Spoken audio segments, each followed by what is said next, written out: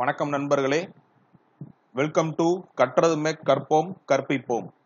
இந்த வீடியோவில் வந்து நம்ம எதை பற்றி டிஸ்கஸ் பண்ண போறோம்னா MRP materials requirement planning. So எம்ஆர்பினா என்ன, ஸோ அது ரிலேட்டடான concepts. So followed by the previous year questions from the various examination boards. Right. So let's start with the materials requirement planning. So இன்னும் வந்து நீங்கள் வந்து நம்ம சேனல் சப்ஸ்கிரைப் பண்ணலைன்னா சப்ஸ்கிரைப் பண்ணிருங்க. கற்றதுமே கற்போம் அண்ட் கற்பிப்போம். ரைட்.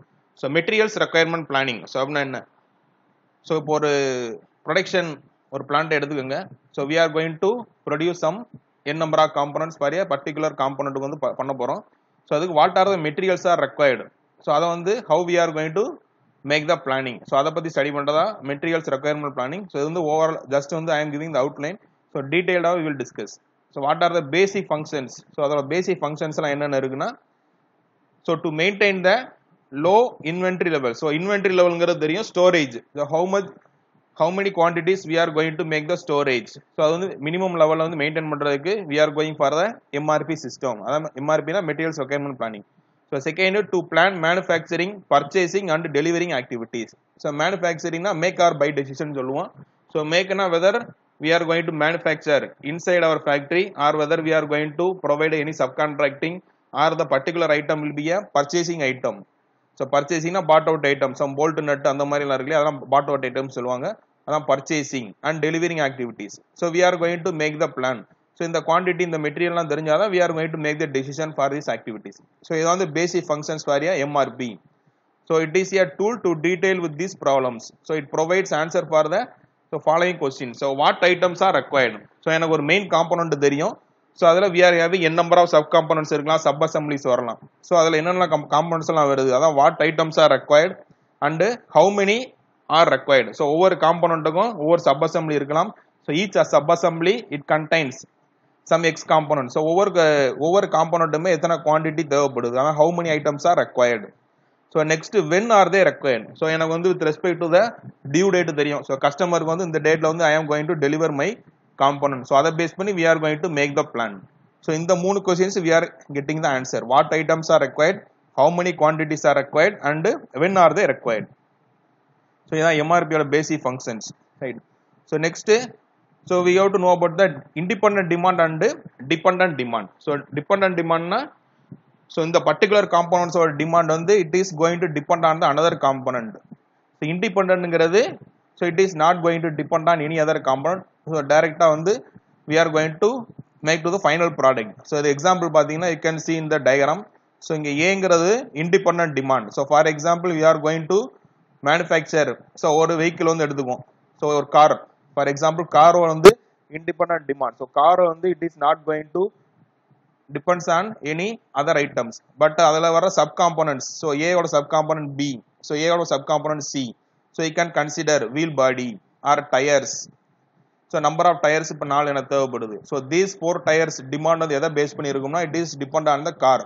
எனக்கு கார் தேவைப்பட்டால் மட்டும்தான் I am going to manufacturing the tyres.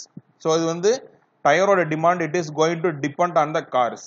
So அந்த particular component demand which is going to depend on the another component. So அந்த மாதிரி டிமாண்ட் பேர் தான் டிபெண்டன்ட் டிமாண்ட் பேர்.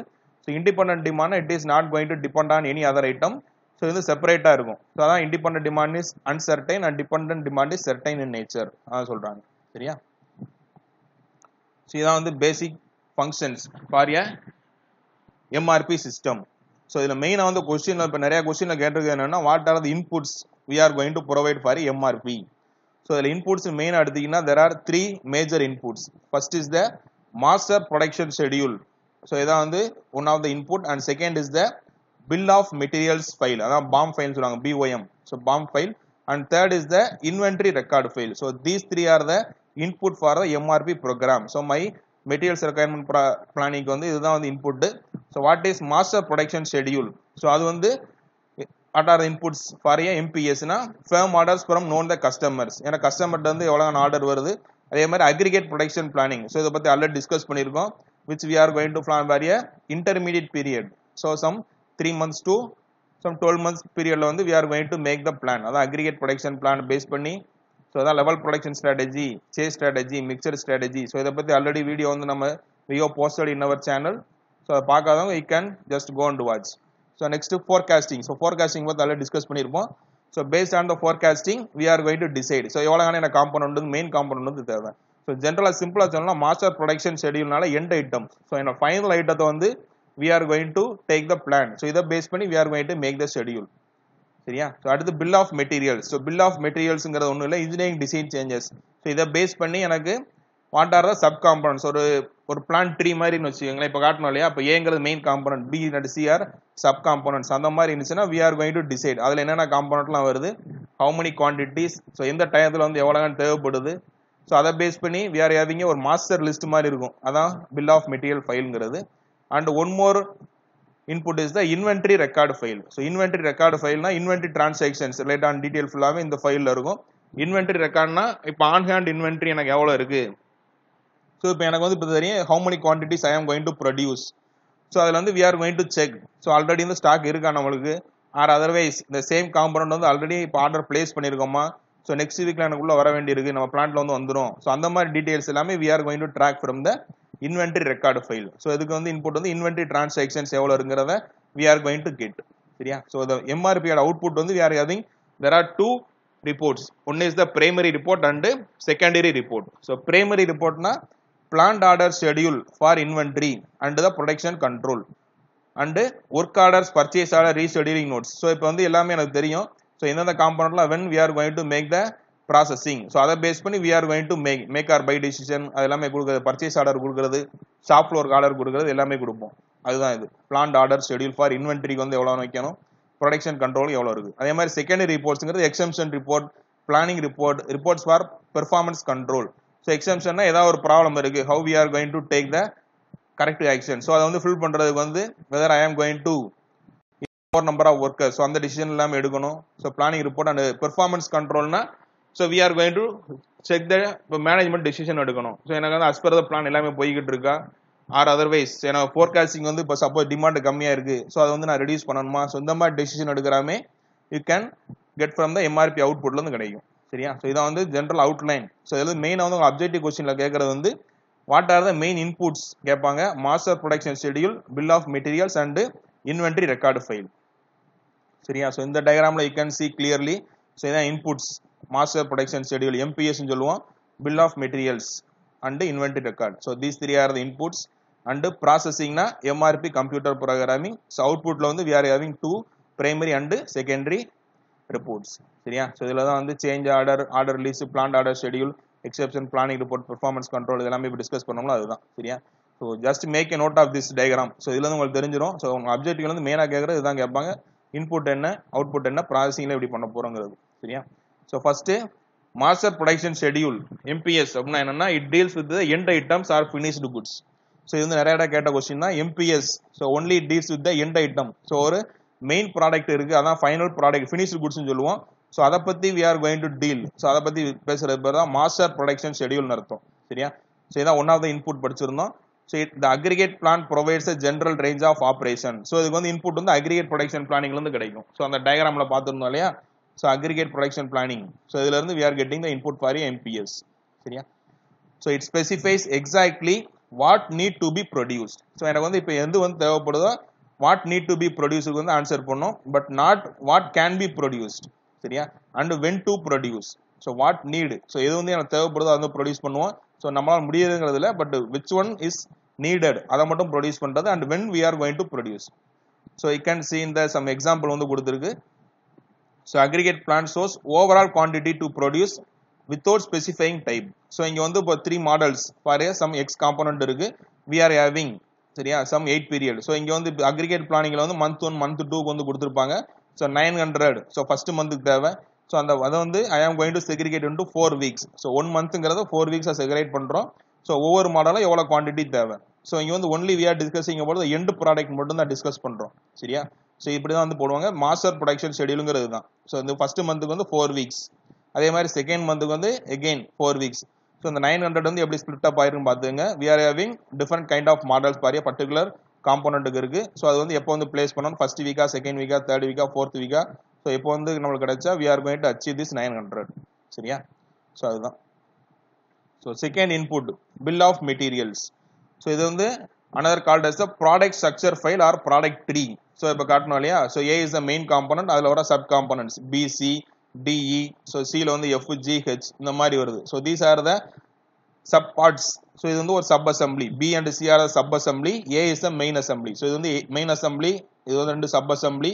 So each sub assembly we are having a number of parts இருக்கும். So இத பத்தி detailed we are having a complete product description இருக்கும். So listing the materials, so over component materials, what are the parts involved and the components along with the sequence. So in the sequence வந்து we are going to create it. So இத பத்தி study பண்றதா bill of materials னு அர்த்தம். சரியா? So third one is the inventory record file. So inventory record file na it contains an extensive amount of information on every time that is produced, order on inventory in the system. So inventory record file already சொல்லிருந்தோம். So எவ்வளவுகான வந்து already inventory on hand உள்ள வந்து நம்ம பிளான்ட்ல வந்து எவ்வளவு வச்சிருக்கோம், already we are having ordered da place பண்ணிருக்கோமா, so அதெல்லாம் base பண்ணி we are going to take the decision. So further வந்து இன்னும் வந்து எனக்கு எவ்வளவுகான காம்பவுண்ட் வந்து ரெக்வயர்மென்ட் தேவைப்படுது, so அத பத்தி டிஸ்கஸ் பண்றதா your inventory record file. சரியா? சோ இத வந்து ஷார்ட்டா சொல்லணும்னா இதான். சரி, MPSங்கிறது end item to be produced. So one லைன்ல வந்து we are having. சரியா? சோ மெயினா வந்து MPSங்கிறது end item. சோ எதை பண்ண போறோமோ அத பத்தி டிஸ்கஸ் பண்ணோம்.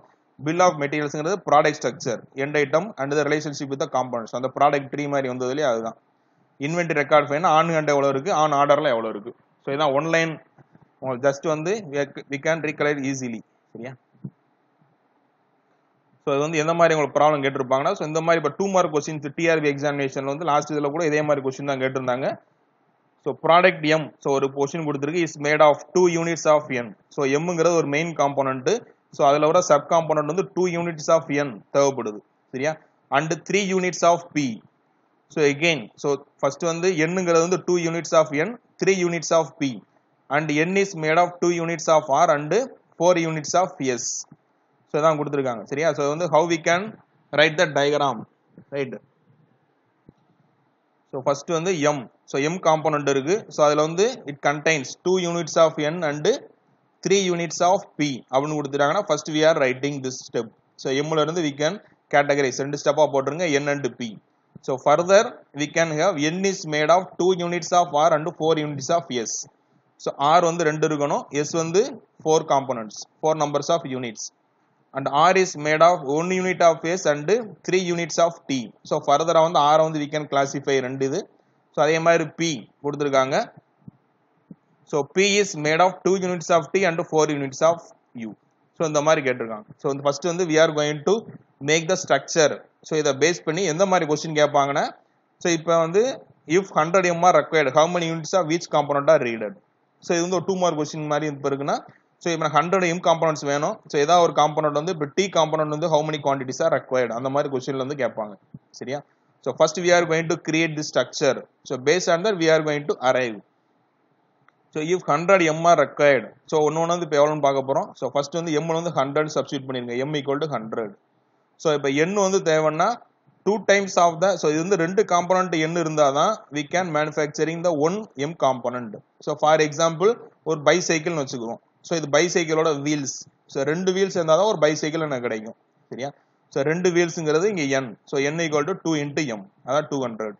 ஸோ அதே மாதிரி பிங்கிற காம்பனன்ட் 3 குவான்டிட்டி தேவை. ஸோ பி இன்ட்டு எம், அவ்வளோதான். ஸோ சிம்பிளாக சொல்லணும்னா அந்த பிராக்கெட் உள்ளது இப்போ n எழுதுறீங்க, அந்த பிராக்கெட் உள்ள நம்பரை போட்டுக்கோங்க, அப்படியே ஜஸ்ட் மேலே உள்ள மெயின் காம்பனன்ட் எழுத வேண்டியதான். So n equal to 2m, p equal to 3m. So அதே மாதிரி இப்போ r எழுதணும்னா இப்போ எழுதுவீங்க r ஈக்குவல் டு 2n, அந்த மாதிரி எழுதணும், அவ்வளோதான். So s equal to, so s equal to 4n. So இங்கே பிராக்கெட் உள்ள நம்பரு, அதுக்கு மேலே உள்ள main assembly. So s equal to 4n. So s வந்து இங்கே ஒன்று இருக்கு, இங்கே ஒன்று இருக்கு. So s equal to 1r. So அப்போ s வந்து எழுதுறது எப்படி எழுதணும், 4n பிளஸ் 1r எழுதணும். ஸோ திரும்ப ரிப்பீட் பண்ணுறேன், கவனிச்சுங்க. Just we are going to write, எந்த காம்போனன்ட் தேவையோ அதை ஃபர்ஸ்ட் ரைட் எழுதுறோம். s ஈக்குவல் டு, இந்த பிராக்கெட்ல குவான்டிட்டி போட்டிருப்போம், அந்த குவான்டிட்டி எழுதிக்கோங்க, 4 இன்ட்டு அதுக்கு மேலே உள்ள மெயின் அசம்பிளி பார்க்குறீங்க, அதுக்கு மேலே உள்ள அசம்பிளி, அவ்வளோதான். s equal to 4 into n. அதே மாதிரி s equal to 1 into r. So இது ரெண்டையும் ஆட் பண்ணிருங்க, அவ்வளோதான். 4n plus 1r. அதே மாதிரி t, இப்போ t வந்து அதே மாதிரி ரெண்டு இடத்துல வருது. ஸோ பிராக்கெட்ல இங்கே 2 டைம்ஸ் இருக்கு. ஸோ 2 இன்ட்டு p, அதே மாதிரி இங்கே 3 இன்ட்டு r. சரியா? So 2p plus 3r, 2p plus 3r. So இங்கே u equal to 4 into p, u equal to 4 into p, 1200. Right? So இப்போ வந்து எம் வந்து கொடுத்துருப்பாங்க. ஸோ ஜஸ்ட் உங்களுக்கு எந்த காம்பவுண்ட் கேட்டிருக்காலும் ஜஸ்ட் சப்ஸ்டியூட் இந்த formula and you can get the value. So இதே similar problem வந்து 2017 டிஆர்பி எக்ஸாமினேஷன் 2 மார்க் கொஸ்டின்ல கேட்டிருக்காங்க. ஸோ அது என்னங்கிறத நெக்ஸ்ட் பார்ப்போம். சரியா? ஸோ இந்த மாதிரி ப்ராப்ளம்ஸ் தான் உங்களுக்கு கேட்பாங்க. ஸோ இதில் வர some of the terminologies. So இதை பேஸ் பண்ணி வந்து அப்ஜெக்ட் டைப் கொஸ்டின் கேட்கலாம். ஸோ லாட் சைஸ் அப்படின்னா என்னன்னா quantity of items required for an order.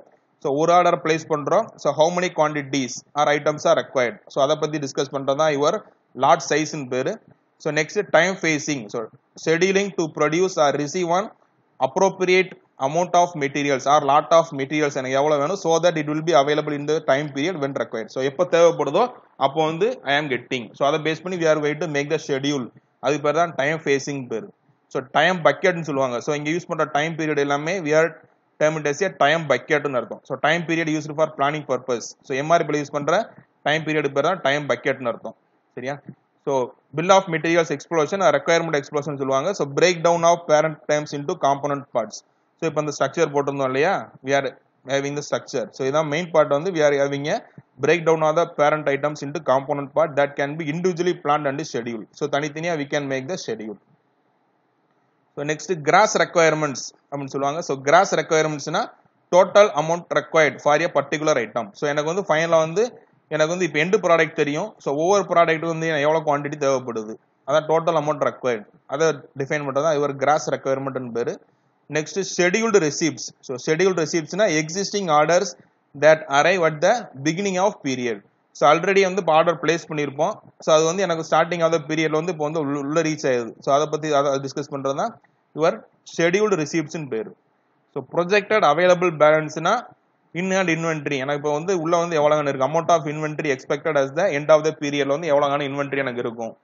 So after அந்த ரெக்யர்மெண்ட் மைனஸ் பண்ணினா எவ்வளவு எனக்கு கிடைக்குதோ அதுதான். சரியா? ஸோ நெட் ரெக்யர்மெண்ட்ஸ் அப்படின்னா so just gross requirement minus schedule receipt minus available balance.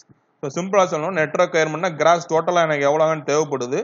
So அதுல வந்து மைனஸ் ஆல்ரெடி ஆர்டர் பிளேஸ் பண்ணிருப்பேன், அந்த குவான்டிட்டி மைனஸ் பண்ணிக்கலாம். மைனஸ் எனக்கு வந்து உள்ள வந்து ஸ்டாக் வந்து இப்போ சம் குவான்டிட்டி இருக்கு. ஸோ ஃபார் எக்ஸாம்பிள் எனக்கு 500 நம்பர்ஸ் ஆஃப் ஏ காம்பனன்ட் தேவைப்படுது. ஸோ 100 வந்து ஆர்டர் பண்ணியிருக்கேன். ஸோ 50 வந்து பேலன்ஸ் வந்து எனக்கு ஆன் ஹேண்ட்ல இருக்கு. ஸோ நெட் ரெக்யர்மெண்ட்னு பார்த்தோம்னா so 500 minus 100 minus 50. So 500 minus 50 சரி மைனஸ் 150 எவ்வளோ ஒரு 350. So 350 is the my net requirements சொல்லுவாங்க. சரியா? ஏன்னா வந்து இந்த ரெண்டையும் வந்து இப்போ வேஸ்ட் பண்ணக்கூடாது. ஸோ யூ டு யூட்டிலைஸ் அதுதான். அண்ட் பிளான்ட் ஆர்டர் ரிசீவ்ட் அப்படின்னா the amount of an order that is required to meet a net requirement arrives at the beginning of the period. So already plan பண்ணிருப்போம். So amount of order that is required to meet a net requirement வந்து meet பண்றதுக்கு so what is the amount of order, அது வந்து எவ்வளவு தேவைப்படுது எனக்கு தான் minus பண்ணதுக்கு அப்புறம் வந்து இன்னும் வந்து ரெக்யர்மெண்ட் தேவைப்படுது. ஸோ அது வந்து எவ்வளவு குவான்டிட்டி தேவை, அதான் பிளான்ட் ஆர்டர் ரிசீவ்ட்னு அர்த்தம். பிளான்ட் ஆர்டர் ரிலீஸ்னாலே இந்த லீட் டைம் ஆஃப்செட்னு வரும். ஸோ எனக்கு வந்து இப்போ 2 வீக்ஸ் ஆகும் எனக்கு ரீச் ஆகிறதுக்கு. So you have to place the order 2 weeks before. So lead டைம்னா என்னன்னா so it is a time gap between placing an order and actual arrival. So எனக்கு வந்து இப்போ 2 வீக்ஸ் ஆகும் அந்த காம்பவுண்ட் வரதுனா 2 வீக்ஸ் முன்னாடி I have to place a order, then only I can get the particular item. So அதான் இவர் planned order ரிலீஸ்னு அர்த்தம். ஸோ அதான் வந்து லீட் டைம். ஸோ அந்த லீட் டைமை பேஸ் பண்ணி we are going to make the order received. So அது பேர் தான் பிளான்ட் ஆர்டர் ரிலீஸ்னு அர்த்தம். So these are the terminologies involve in the MRP. So இதோட அவுட்புட்ஸ் வந்து இப்போ படிச்சிருந்தோம். ஸோ அந்த there are 2 reports, primary and secondary reports. So ஒவ்வொரு இடத்துல வந்து how it will be useful அதை தான் சொல்லியிருக்காங்க. Researching information for open orders. So இது கேன்சல் பண்ணணுமா, டிலே பண்ணணுமா, ஷார்டேஜ். ஸோ வந்து மாஸ்டர் ப்ரொடக்ஷன் ஷெடியூலுக்கு வந்து it will be helpful. And purchasing and production. So வந்து வெளியே வந்து I am going to place a order, purchase பண்ண போறோம். ஆர் இப்போ மேக்கிங். ஸோ வந்து உள்ள வந்து எந்த காம்பவுண்ட் பண்ணணும், எவ்வளோ பண்ண போறோங்கிறத டீடைல்டா வந்து I am going to make the plan. So அதான் ப்ரொடக்ஷன் டிபார்ட்மெண்ட் ஹெல்ப் ஆகும். ஸோ கெப்பாசிட்டி ரெக்யர்மெண்ட் பிளானிங்னா order release information for load profile delay shortage. So CRPR capacity requirement planning. So அப்படின்னு எனக்கு நெக்ஸ்ட் சொல்றேன்.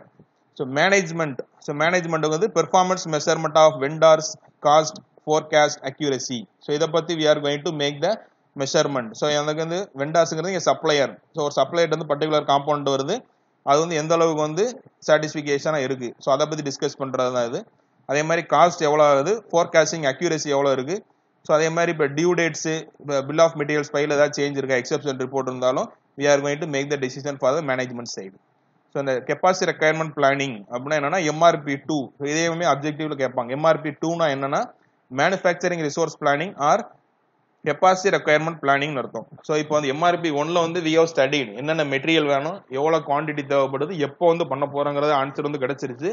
பட் அதை எப்படி பண்ண போறேன், இப்போ வந்து எனக்கு வந்து ஹவு many ஒர்க்கர்ஸ் ரெக்வயர்டு, என்னுடைய கெப்பாசிட்டி அதாவது ரிசோர்சஸ் வந்து இப்போ உள்ள இருக்கும், மேன் பவர், மெஷின்ஸ். ஸோ எந்த மெஷின் வந்து எப்போ பண்ணணும், யார் பண்ண போறா, இதை பத்தி பிளான் பண்றான் இவர் manufacturing resources planning or MRP 2 அப்படின்னு சொல்லுவோம். சரியா? ஸோ அதுதான் அது.